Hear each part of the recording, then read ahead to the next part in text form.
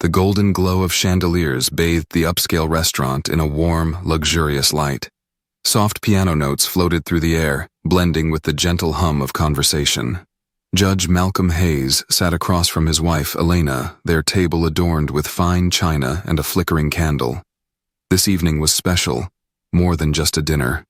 It was a celebration of Malcolm's most recent legal victory, a landmark case that would ripple through the justice system for years to come. His success wasn't just a win for him, it was a win for the countless lives his rulings would impact.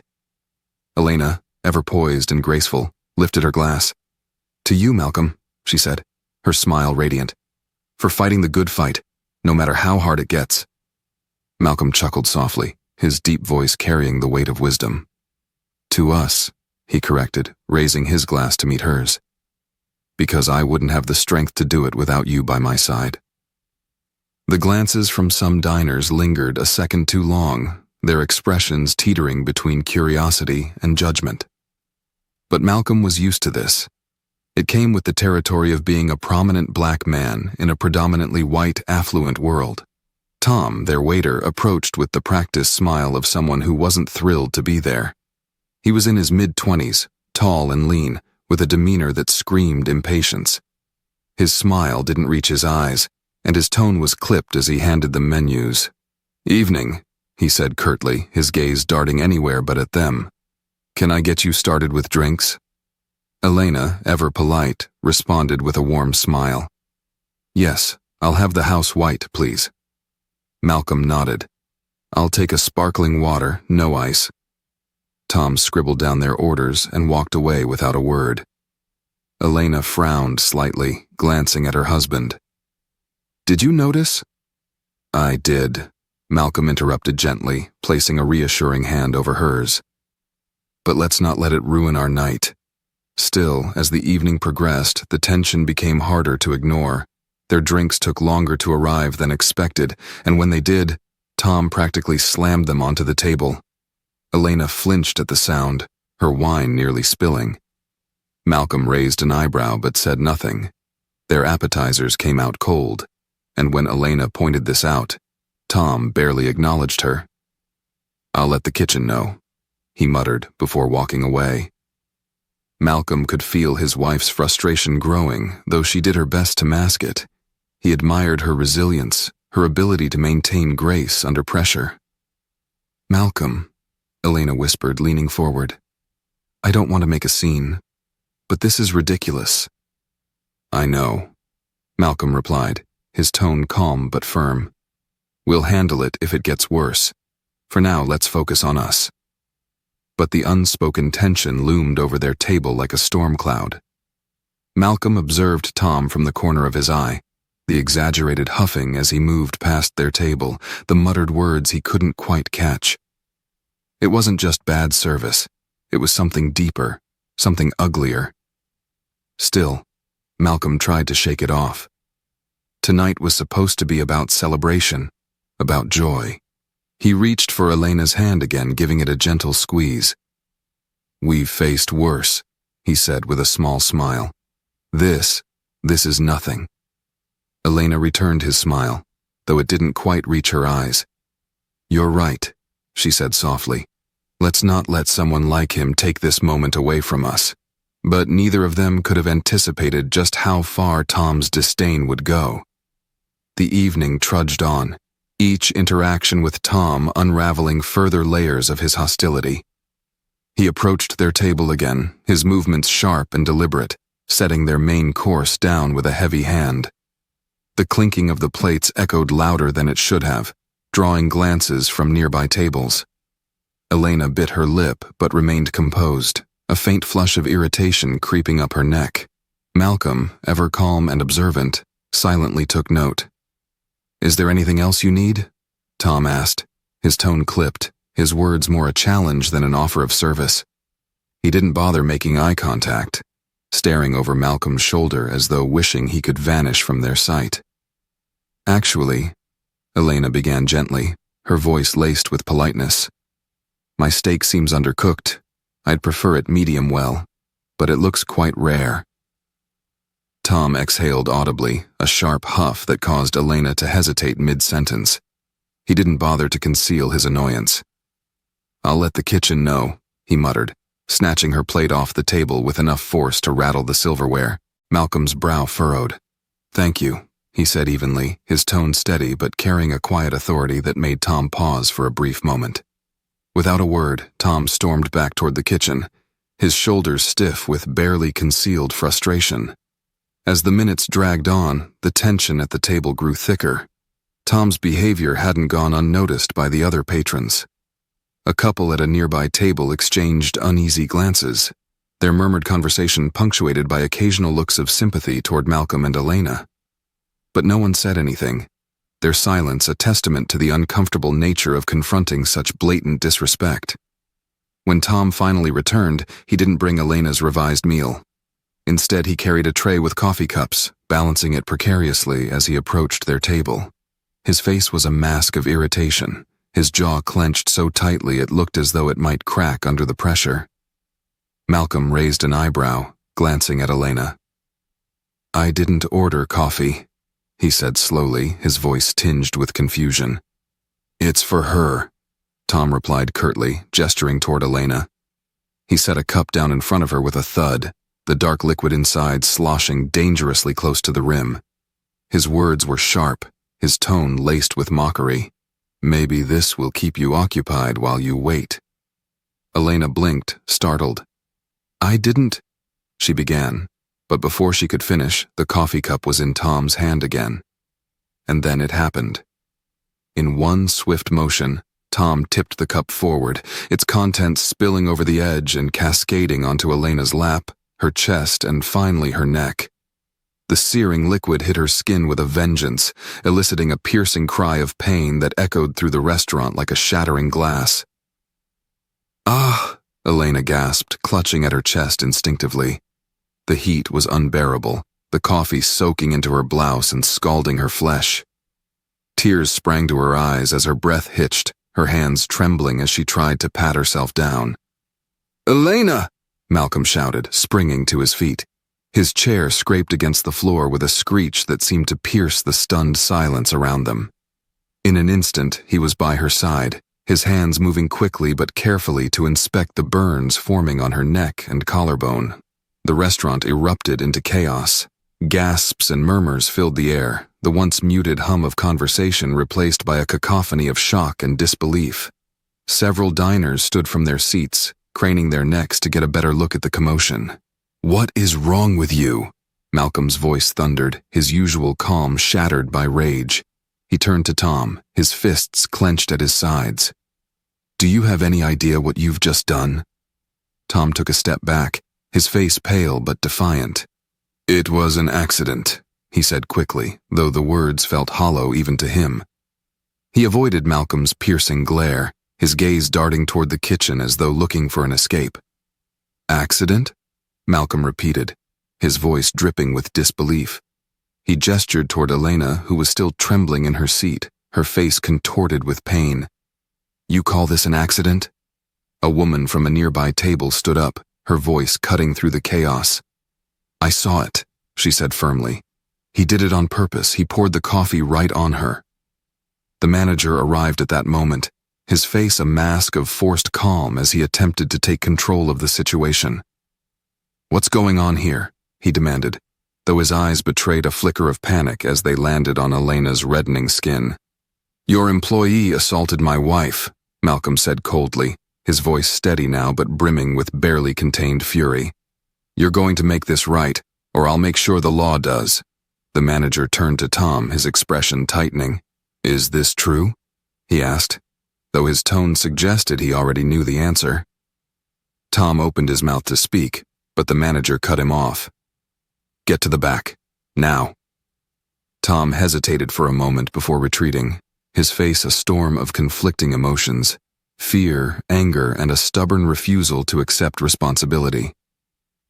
"I am so sorry, sir," the manager began, wringing his hands. "I assure you, this is not how we operate." "Save it," Malcolm snapped, cutting him off. "Your apology won't undo what's been done." He turned his attention back to Elena, his heart breaking at the sight of her pain. "We're going to the hospital." he said softly, his hand on her shoulder. Let's get you taken care of. As Malcolm helped Elena to her feet, the other diners watched in silence, their faces a mix of horror and shame. The gravity of what had just happened hung in the air like a heavy cloud, suffocating and inescapable. For Malcolm and Elena, the celebration was over. What lay ahead was a fight far greater than either of them could have imagined. The restaurant was still buzzing with the shock of what had just occurred. As Malcolm guided Elena toward the door, her blouse damp and her skin red and tender, murmurs erupted among the patrons. At first they were hushed, almost hesitant, as if processing the gravity of what they had just witnessed.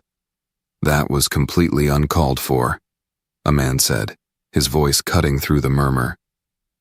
I can't believe he did that, another woman whispered, her eyes darting toward the kitchen where Tom had disappeared moments ago. It didn't take long for the whispers to transform into louder calls for action. One of the patrons, a middle-aged woman with a sharp tone, stood up and pointed an accusing finger at the manager, who was still standing near the table, visibly flustered. You need to fire that man, she demanded. He shouldn't be working here if he can't treat people decently. Others chimed in, their voices overlapping in a rising tide of outrage. This is unacceptable. Do something about him. You can't just let him get away with this. The manager raised his hands in a placating gesture, his eyes darting nervously between the upset customers and Malcolm, who was now helping Elena into her coat. Please, everyone, he began, his voice strained. I understand your concerns, and I assure you we will handle this internally. The employee will be disciplined. Disciplined? Malcolm's voice sliced through the manager's weak attempt at damage control. He turned to face him, his expression hard and unyielding. Your employee just assaulted my wife. She's injured and your idea of action is discipline. That's not enough. Not by a long shot. The room fell silent as Malcolm's words hung in the air. Even the other diners, emboldened in their outrage moments earlier, seemed to hold their breath, waiting for the manager's response. Sir, I'm deeply sorry for what happened. The manager stammered. I'll offer you a free meal, and of course we'll cover any medical expenses. Do you think this is about money? Malcolm asked, his voice calm but laced with an unmistakable edge. This isn't about compensation. This is about accountability. This is about the fact that your establishment allowed someone like him to work here, knowing full well his behavior was unacceptable. The manager opened his mouth to respond, but Malcolm didn't wait for an answer. He turned back to Elena, who was leaning slightly against him, her face pale but determined. Let's go, he said softly.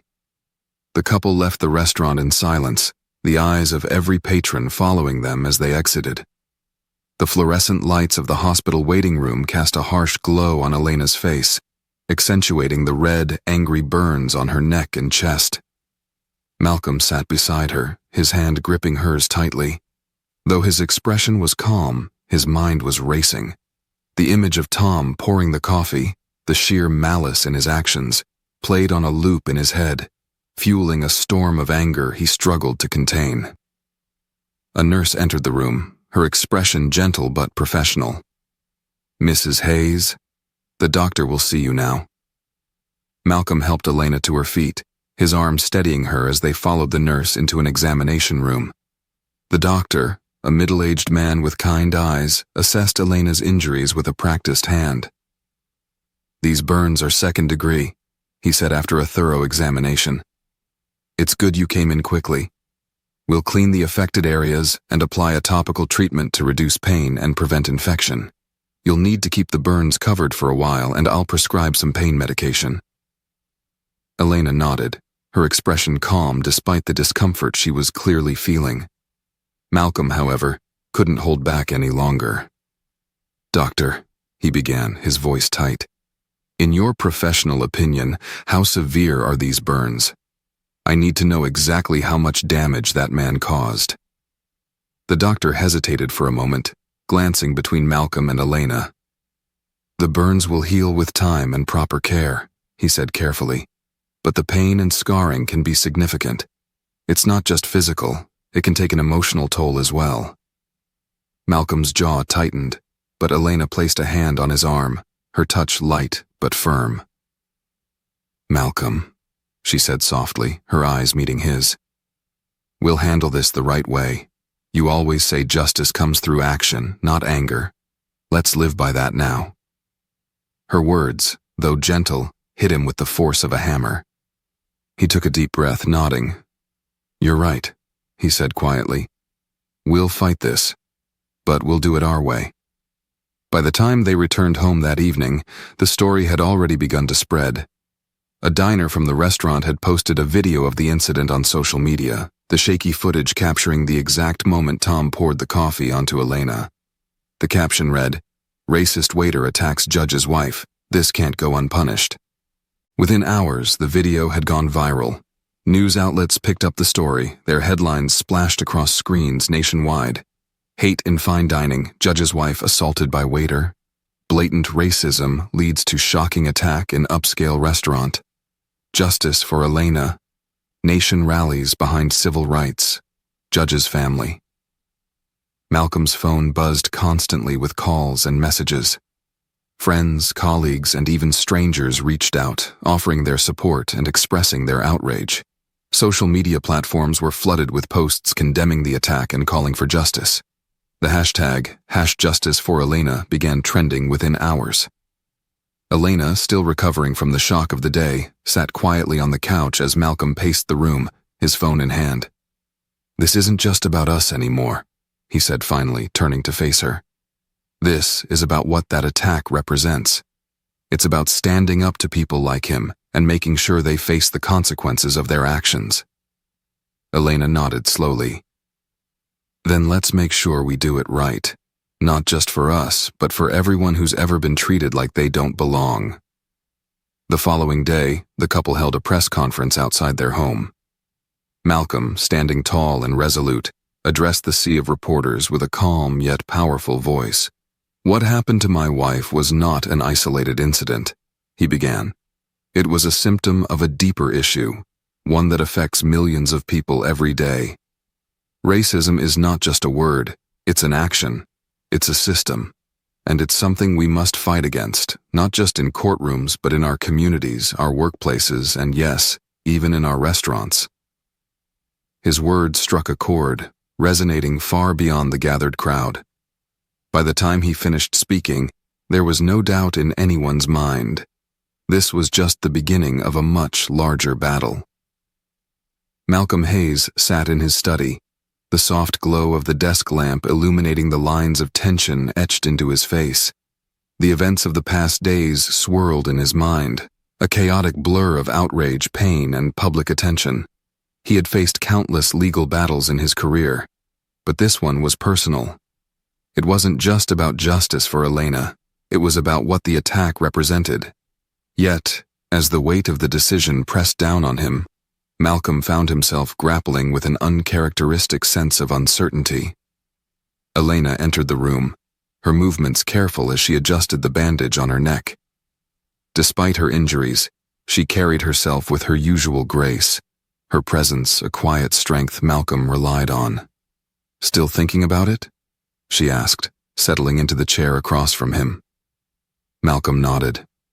"The stakes are high," he admitted. "If we take legal action, it'll be a fight, a very public fight. There'll be backlash, especially given my position. People will say I'm using this to make a statement, to push an agenda. And if we lose..." He let the thought trail off, his hands tightening around the edge of his desk. Elena reached out, placing a hand over his. "And if we don't act?" she asked softly. "What message does that send? Not just to people like Tom, but to the people looking to us for strength, for hope. This isn't just about us anymore, Malcolm. It's bigger than that." Her words echoed the sentiment Malcolm had been hearing from supporters all week. Calls and messages flooded in, urging him to take a stand. Colleagues, friends, even strangers who had seen the video pleaded with him to make an example of the situation. But there were voices on the other side too, advisors warning him of the risks, cautioning him against turning the attack into a spectacle. Malcolm, one of his oldest friends, a fellow judge, had said during a phone call earlier that day, "You have to think strategically. This could become a circus. The media will twist everything. Is that what you want for your family?" Yet, every time Malcolm thought about walking away, the image of Elena's pain resurfaced, along with the quiet fury he'd felt in the restaurant. The memory of Tom's face, cold, defiant, made his blood simmer. No, this wasn't something he could let go. While Malcolm deliberated, Tom was busy crafting his own defense. In an interview with a local news outlet, his face appeared on screens across the country, his tone defensive as he described the events at the restaurant. "It wasn't about race," Tom insisted, his eyes darting nervously. "I was having a bad day. The couple, they were being difficult, complaining about the food, making a scene. I just lost my temper. It was an accident." His words sparked immediate backlash. Social media exploded with comments condemning his excuses, many pointing out the contradictions in his story. "An accident? How do you accidentally throw coffee at someone?" one user wrote, summing up the public sentiment.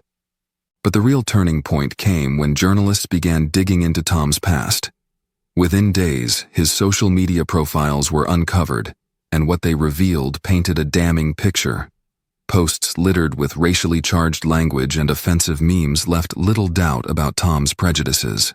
Screenshots circulated widely, with hashtags like Mar Expose Tom and Racism Unmasked trending alongside Nar Justice for Elena. In one particularly incriminating post, dated just a month before the incident, Tom had written, "Tired of these entitled people thinking they can do whatever they want. Maybe they need a reminder of their place." The context was vague, but the undertones were undeniable. For Malcolm, the revelations were both a blessing and a curse. On one hand, they validated his and Elena's experience, proving that Tom's actions were driven by something far deeper than a moment of frustration. On the other hand, they intensified the spotlight on the case, turning it into a national spectacle. Outside the restaurant, the sidewalks became a battleground of sorts. Protesters gathered daily, their signs and chants demanding justice for Elena and accountability from the restaurant. "Racism has no place here," one group chanted, their voices echoing down the busy street. "Fire Tom now," read one sign, while another declared, "Hate is served cold, not coffee." The protests drew people from all walks of life, students, activists, families with children, all united by a shared outrage. For many, the incident was more than just an isolated act of hate. It was a symbol of the systemic racism that permeated society. Inside the restaurant, the manager struggled to contain the fallout. Business had plummeted, with reservations canceled en masse and scathing reviews flooding their online profiles. Despite repeated apologies issued through the media, the establishment couldn't shake the stigma attached to the incident. "We do not condone the actions of our former employee," the manager had said during a press conference, his words carefully rehearsed. "We are committed to diversity and inclusion, and we are taking steps to ensure this never happens again." But his efforts did little to appease the protesters or the public. For many, it was too little, too late. Meanwhile, Malcolm and Elena became reluctant symbols of the movement. While they appreciated the support, the constant attention was overwhelming. Protest leaders reached out to Malcolm, asking him to speak at rallies, while civil rights organizations offered their resources to assist with legal action. One afternoon, as Malcolm and Elena watched the protests from their living room window, Elena spoke up. "Do you see that?" she asked, gesturing to the crowd. "They're not just here for us, they're here because they believe in what you've always fought for: justice, fairness, equality. That's what this is about." Malcolm nodded slowly, his resolve hardening. "Then we can't let them down," he said. "If this is the fight we've been given, then we'll fight it. Not just for us, but for everyone who's ever been made to feel less than human." The decision was made. Malcolm would sue, not out of revenge, but out of a duty to stand against the kind of hatred that had hurt his wife and so many others. As he began preparing for the legal battle ahead, he knew one thing for certain. This case would be about more than just a coffee cup. It would be about drawing a line in the sand and demanding accountability from a society that too often let people like Tom go unchecked. The sun had barely risen when Malcolm sat at his desk, staring at the blank legal pad in front of him. Outside, the hum of protests continued unabated, a constant reminder of the weight of his decision. He had spent countless nights wrestling with his thoughts, torn between the desire to shield his family from the chaos and the duty he felt to confront the injustice head-on. The video of the attack had become a lightning rod for national discourse. News anchors dissected every detail, panelists debated the implications, and the public engaged in heated discussions online. Some saw the incident as a stark example of the racism still ingrained in society, while others accused Malcolm of exploiting his wife's pain for attention. The polarized reactions only fueled Malcolm's determination to take a stand. Elena entered the room, her movements slow and deliberate. The burns on her neck and chest were healing, but the emotional scars lingered. She placed a cup of tea on Malcolm's desk and sat beside him, her eyes searching his face. "You've been quiet," she said softly. "What's on your mind?" Malcolm exhaled deeply, running a hand through his graying hair. "Everything," he admitted. "The protests, the media, the backlash. It feels like the whole world is watching us, waiting to see what we'll do." "And what will we do?" Elena asked, her voice steady despite the weight of her own pain. Malcolm looked at her, his gaze unwavering. "We'll fight," he said firmly. "Not just for us, but for everyone who's ever faced this kind of hatred. It's time to take this beyond the headlines and into the courtroom." Later that day, Malcolm stood in front of a crowd of reporters gathered outside their home. Cameras clicked and microphones jostled for space as he adjusted the lapel of his suit and cleared his throat. Elena stood a few steps behind him, her presence a quiet but powerful reminder of the stakes. "Good afternoon," Malcolm began, his deep voice carrying over the murmurs of the crowd. "Over the past week, my family has been at the center of an incident that has sparked a national conversation about racism, accountability, and justice. My wife, Elena, was the victim of a deliberate and hateful act, an act that left her physically and emotionally scarred." He paused, letting the weight of his words settle over the crowd. "But this is not just about us," he continued. "What happened that night is a symptom of a much larger problem, a problem that has plagued our society for generations. Racism is not just a relic of the past. It is a present reality, one that manifests in countless ways, both subtle and overt." The murmurs grew quieter as the reporters leaned in, captivated by Malcolm's measured yet impassioned tone. "I've spent my career fighting for justice in the courtroom," Malcolm said, his voice steady. "Now I must fight for justice in my personal life. Today, I am announcing that we will be pursuing legal action against both Tom, the individual responsible for assaulting my wife, and the restaurant that failed to protect her." The crowd erupted into questions, cameras flashing as reporters called out for details. Malcolm raised a hand to silence them. "This is not a decision we made lightly," he said. "We understand the challenges ahead, but we also understand the importance of standing up for what is right. This case is not just about holding individuals accountable. It is about sending a message that hatred and discrimination will not be tolerated in any form, in any place." Elena stepped forward, her voice steady despite the visible scars on her neck. "We are not seeking revenge," she said, her tone calm but resolute. "We are seeking justice, not just for me but for everyone who has ever been told they don't belong, who has ever been treated as less than human. This fight is for them." The announcement sent shockwaves through the nation. News outlets dissected every word of Malcolm's statement, while legal analysts speculated on the implications of the lawsuits. Civil rights organizations quickly voiced their support, offering resources and expertise to aid in the case. The first lawsuit targeted Tom directly, accusing him of assault and intentional infliction of emotional distress. Malcolm's legal team meticulously compiled evidence, including the viral video, witness statements, and Tom's damning social media posts. Each piece painted a clear picture of a man whose actions were not just impulsive, but fueled by deep-seated prejudice. The second lawsuit targeted the restaurant for negligence. Malcolm's team argued that the establishment had failed to create a safe environment for its patrons, allowing an employee with a history of bigoted behavior to remain on staff. They pointed to the restaurant's initial response, downplaying the incident and offering a weak apology as further evidence of their disregard for accountability. The lawsuits quickly became a media sensation. Court filings were analyzed on primetime news, and pundits debated the potential outcomes.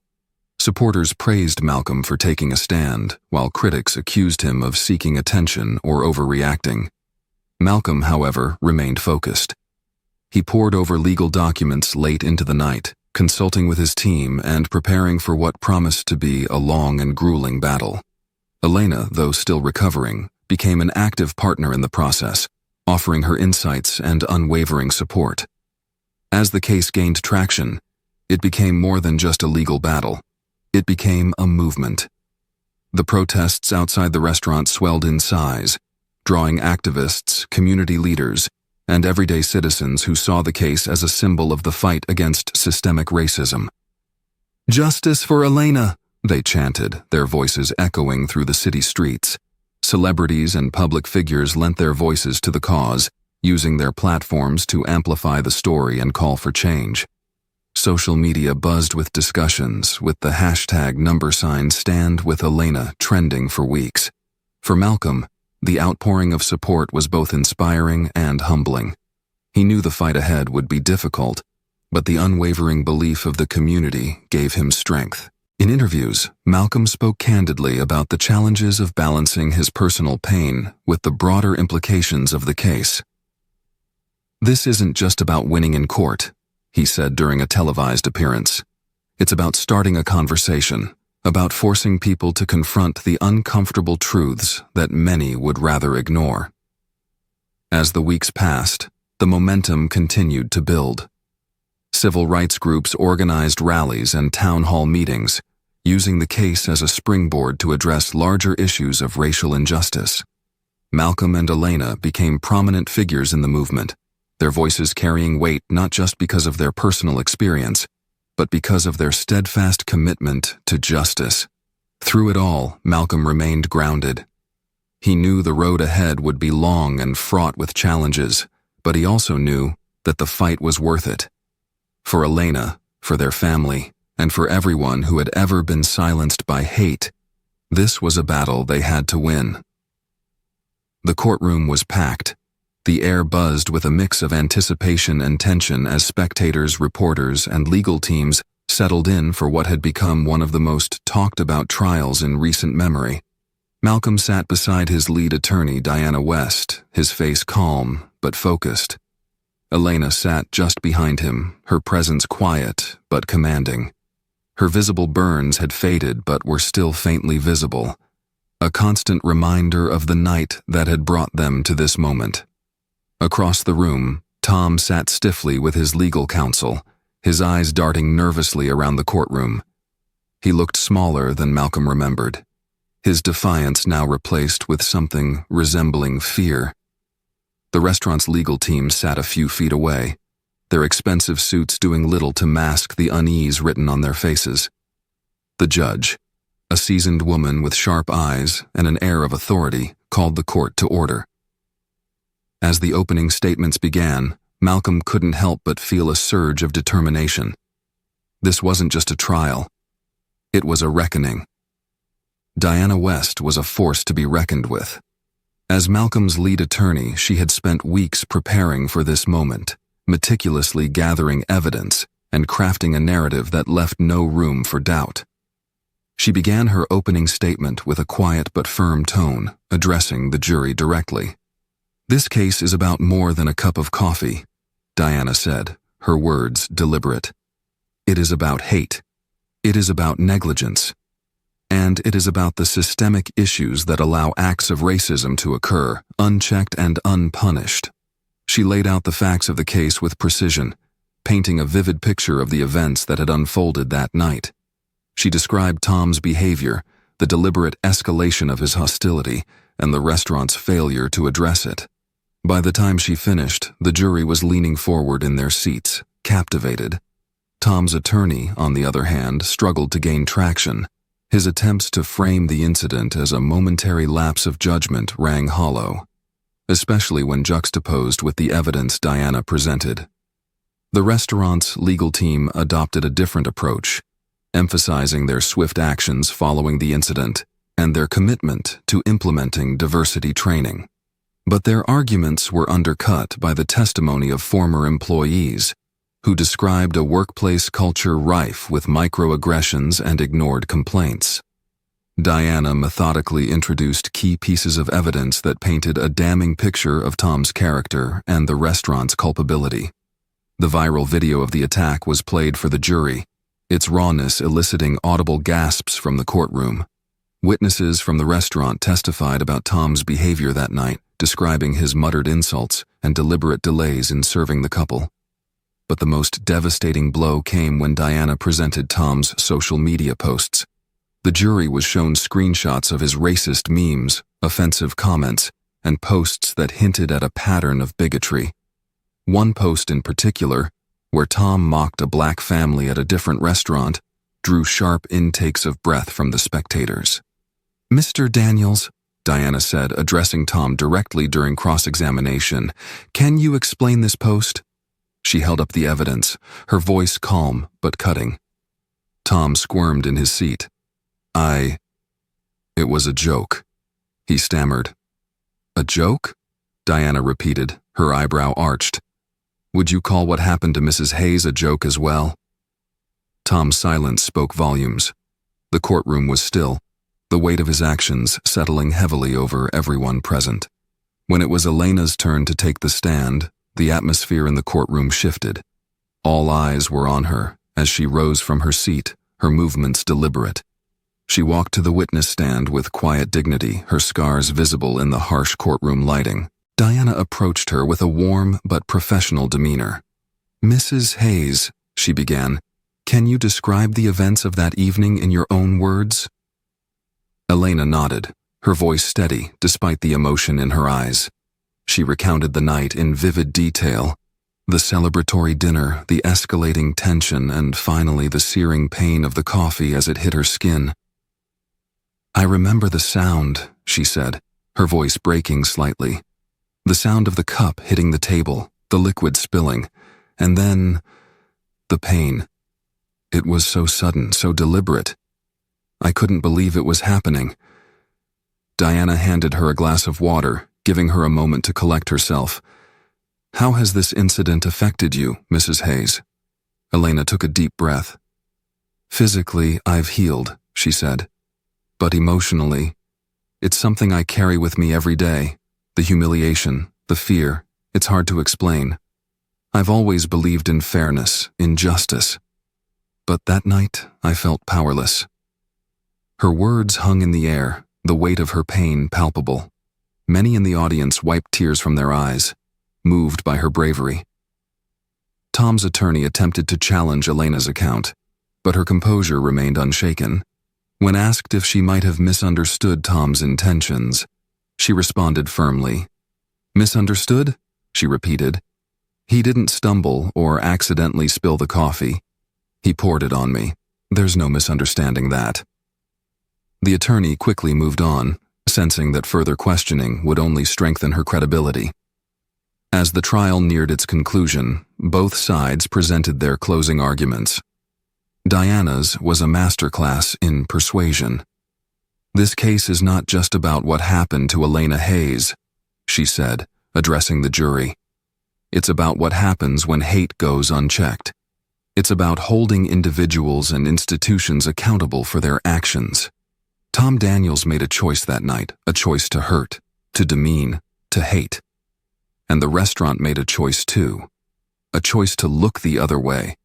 Now it's time for you to make a choice for justice." Tom's attorney attempted to appeal to the jury's sense of fairness, arguing that his client had already faced significant consequences. But the argument lacked conviction, overshadowed by the mountain of evidence against him. The jury deliberated for hours, the tension in the courtroom growing with each passing minute. When they finally returned, the room fell silent, the anticipation almost unbearable. We find the defendant, Tom Daniels, guilty of assault and intentional infliction of emotional distress, the foreperson announced, and we find the restaurant liable for negligence. A collective sigh of relief swept through the courtroom. Elena reached for Malcolm's hand, her grip tight as tears streamed down her face. Justice had been served. The courtroom was silent as the judge prepared to deliver her ruling. Every eye in the packed room was fixed on her as she shuffled her papers, her expression stern but measured. Malcolm sat upright, his hands clasped tightly in front of him, while Elena sat just behind him, her fingers intertwined with his for support. The judge cleared her throat and began, her voice cutting through the stillness. This case is not just about a single act of aggression. It is about what that act represents. A deep and pervasive prejudice that continues to rear its head in our society. The actions of the defendant, Tom Daniels, were deliberate, malicious, and completely unacceptable. The failure of the restaurant to address the situation promptly and adequately further compounded the harm done. The courtroom seemed to hold its collective breath as she continued. I find the defendant, Mr. Daniels, guilty of assault and intentional infliction of emotional distress. The restaurant is found liable for negligence, having failed in its duty to provide a safe and respectful environment for its patrons. As a result, this court awards damages to Mr. and Mrs. Hayes in the amount of $3 million. A ripple of reaction spread through the room. Gasps, murmurs, and even a few cheers erupted before the judge raised her gavel, restoring order. Malcolm exhaled deeply, the tension in his shoulders finally easing. Elena squeezed his hand, her tears flowing freely as the weight of the ordeal began to lift. The judge's ruling didn't stop at awarding damages. Her words carried the full weight of her position as she addressed the broader implications of the case. Let this serve as a message, she declared, her gaze sweeping the courtroom. Hate has no place in our society. It festers in silence, in negligence, and in the complacency of those who choose to ignore it. This verdict is not just a condemnation of the actions of one individual, but a call to action for all institutions to recognize and root out the prejudice within their walls. Her words would later be quoted across news outlets and social media, hailed as a powerful rebuke of systemic racism. Civil rights leaders praised her for using the platform to spark a national conversation about accountability and justice. For Tom, the verdict marked the beginning of a steep downfall. Already fired from the restaurant, he found himself publicly disgraced as the trial's outcome made headlines nationwide. His social media posts, dredged up during the trial, became a cautionary tale of how hate can lead to personal and professional ruin. Attempts to find new employment were met with rejection, and his name became synonymous with the very behavior the movement sought to eradicate. The restaurant faced its own reckoning. Beyond the financial blow of the damages awarded, the establishment saw a sharp decline in business. Public pressure forced the owners to issue a formal apology, and they announced sweeping changes to their policies. Mandatory diversity training for all employees was implemented, along with a zero-tolerance policy for discrimination. The once bustling restaurant now stood as a reminder of the consequences of inaction, its tarnished reputation serving as a warning to others in the industry. For Malcolm and Elena, the resolution marked the end of a painful chapter, but also the beginning of something new. The damages awarded by the court allowed them to channel their pain into purpose. They founded the Hayes Foundation for Equality, a nonprofit organization dedicated to fighting racism and supporting victims of hate crimes. The foundation quickly gained traction, receiving donations and support from individuals and organizations inspired by their story. Through workshops, legal aid, and community programs, the Hayes Foundation became a beacon of hope for those seeking justice and healing. At its inaugural event, held just months after the trial, Malcolm and Elena stood before a crowd of supporters. Elena, her scars faint but still visible, spoke with the quiet strength that had carried her through the ordeal. "This foundation is not just about addressing hate," she said, her voice steady. "It's about building a future where no one has to experience what we did, a future where justice, fairness, and humanity prevail." Malcolm followed, his voice resonating with the confidence of a man who had spent his life in pursuit of justice. "This fight is far from over," he said. "But together, we can make a difference. Together we can ensure that no act of hate goes unchallenged and no voice goes unheard." The case became a landmark in the fight against systemic racism, sparking changes far beyond the courtroom. Businesses across the country began reviewing their policies, implementing diversity training, and taking steps to address discrimination in their workplaces. Activists hailed the Hayes case as a turning point, a powerful example of what could be achieved when individuals stood up to hate. Media coverage of the case inspired countless others to share their own experiences of discrimination, creating a groundswell of voices demanding change. The Hayes family's story became a rallying cry for those who had long felt silenced, a reminder that justice was possible even in the face of overwhelming odds. Despite the victory, healing was a slow and ongoing process for Elena. While her physical wounds faded with time, the emotional scars required patience and care. Malcolm, ever her steadfast partner, supported her every step of the way, offering comfort on the difficult days and celebrating the small victories. The couple's bond grew even stronger in the aftermath of the ordeal. Together they channeled their shared pain into something greater, using their platform to inspire and uplift others. Their love, tested and tempered by adversity, became a source of strength not just for them, but for the countless people who looked to them as symbols of hope. On the one-year anniversary of the trial's conclusion, Malcolm and Elena attended a community event held in their honor. Surrounded by supporters, friends, and members of the community, they reflected on how far they had come. As they took the stage to speak, the crowd erupted into applause, a sea of faces united by a shared belief in justice and equality. Malcolm looked out at the audience, his heart full, and began to speak. "This journey has been painful, but it has also been transformative," he said. "It has shown us the power of standing together, of refusing to be silenced, and of fighting for what is right." Elena stepped forward, her smile radiant despite the tears in her eyes. "This is not just our story," she said. "It is all of yours. Together, we have shown that hate can be challenged, that justice can be won, and that love and resilience can triumph over even the darkest of moments." The crowd erupted into cheers as the couple embraced, their love and determination shining as brightly as the hope they had inspired. The night ended with a sense of purpose, a promise that their fight would continue, not just for themselves but for all who believed in the power of change. Their painful journey had left scars, but it had also created a legacy of courage, accountability, and the unwavering pursuit of justice.